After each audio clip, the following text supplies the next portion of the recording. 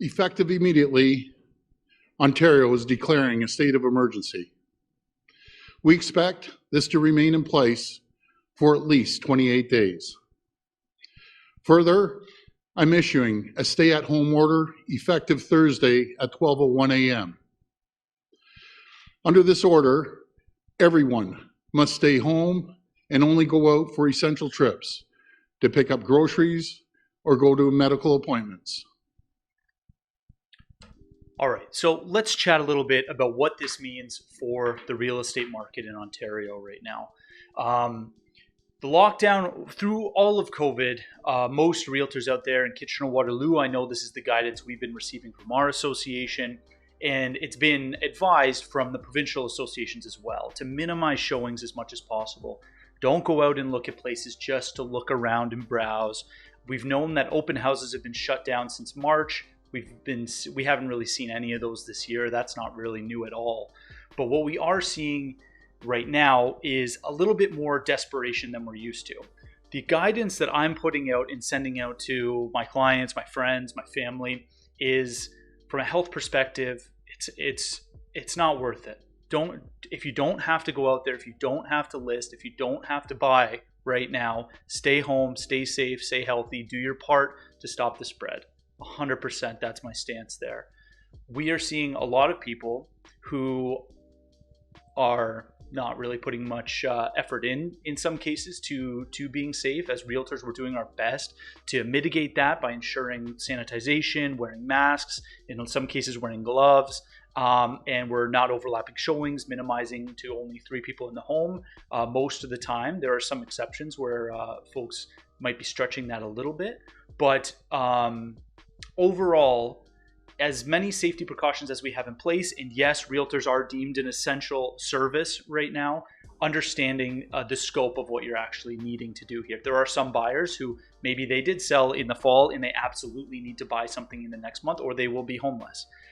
In those circumstances, obviously take the precautions that we need to. Even for myself, I have a couple of buyers still who are going to still be actively looking, but the guidance I'm giving to them and reiterating, as I did at the beginning of COVID, is drive by those properties, view virtual tours, do everything you can to do your research before ever displacing a family to go and do a walkthrough.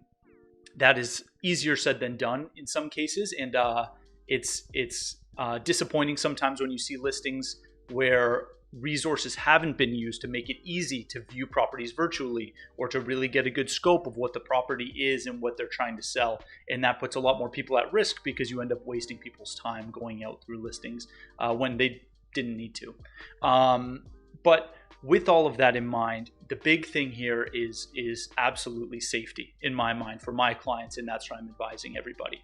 Now, what is this realistically going to mean for Kitchener-Waterloo is what we've been seeing since the end of 2020. December was an unreal month in terms of demand, and with a 1.25 sale to list ratio in terms of supply hitting the market. For every home that hit the market, 1.25 sold.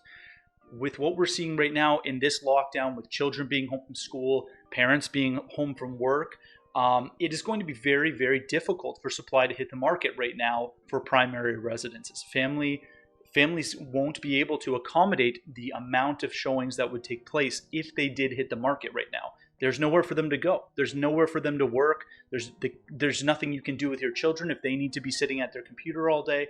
And so what we're going to see is a real tightening up again of supply in a way that I don't think we've seen in a while. January tends to be a slower month. January and February both.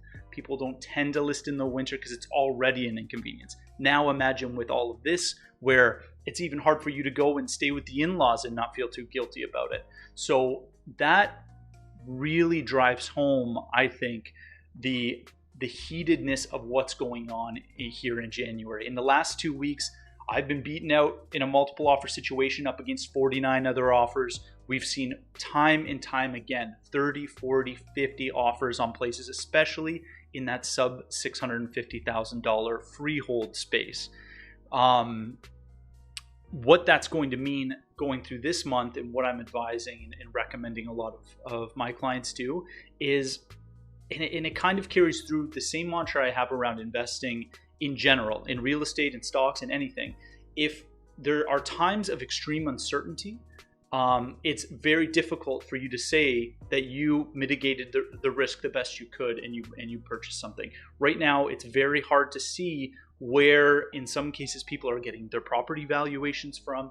We're definitely seeing this stacking situation of buyers and in some cases even realtors saying, look, in order for you to get into property here, we have to look at what the most recent sale was on that street, and we have to go over that. We have to go a little bit over that. I know that maybe this one does need $3,000 worth of aesthetic finishes, but with 50 offers on the property, your main thing right now is trying to get in. And get in while interest rates are still super low, get in before the spring comes, because usually what we see in the fall and in the spring are new plateaus hit. The winter tends to not appreciate as quickly. Obviously, this month is a little bit different, but generally in the winter and in the middle of the summer, we don't tend to see properties set new plateaus. But by the end of March, we are going to have our new thresholds going into the spring of what every neighborhood and property type has as a valuation. So we're on the incline here, but even if you're thinking that, oh, I'll just wait for everything to slow down or I'll wait for prices to drop again in the spring, there may be a little bit of a balancing out, but what people are going to do is they're going to be looking at, okay, in January and February, we consistently saw this benchmark hit. That's going to be our new sort of baseline. There's a lot of demand for Kitchener-Waterloo right now. That's not going to stop anytime soon. So with all of this, supply issues are going to continue being a big problem in Kitchener-Waterloo. And so for buyers, it's going to be tough. And that doesn't help at all when you have buyers trying to get into the market, first-time buyers or out-of-town buyers who are going to come buy something up, be pretty aggressive, and then not be able to contribute supply into the market. And that's part of what is making this all dwindle for us. So if people who do have properties to sell also can't buy, then those properties aren't going on the market. There are very, very, very few realtors in town right now, or professionals, or even consumers who are thinking, oh, it's a good idea for me to sell before I buy something right now. It's not very common. So all of this is going to be a very interesting thing to follow. For the time being, if you don't need to move, don't. Stay safe, stay home. Let's get through the winter here. Let's see where everybody's at. Wait for some vaccinations to start rolling out a little bit more in the spring, and we'll see where we go from here. But if you do need to do something, don't hesitate to pull the trigger. Really try to get in, lock something in now, because you can even go in with competitive offers, and there can always be somebody with some deeper pockets. So don't miss the mark on it if you absolutely need to move. From an investor perspective, if you are willing to offload investment properties right now, there is not a lot of supply. So if you have a property that maybe you're worried about, financing not being fantastic, or your leases aren't great right now, or you'd be a bit worried about an inspection and what kind of work would really need to be done with it, there's not a lot of negotiations coming from buyers right now. It's a lot of give me what I can get and I'll deal with the rest. So if you have one of those properties, now might be a good time to actually offload those if you've been thinking about doing it in the next 12 months. That being said, my mindset around there is buy, hold, build that wealth. You'll be in a much better position in 5-10 years. So those are my thoughts on what's going on with Doug Ford here and that announcement today. Just wanted to give you my thoughts quickly. Hope you're all staying safe, healthy. I'll see you next time.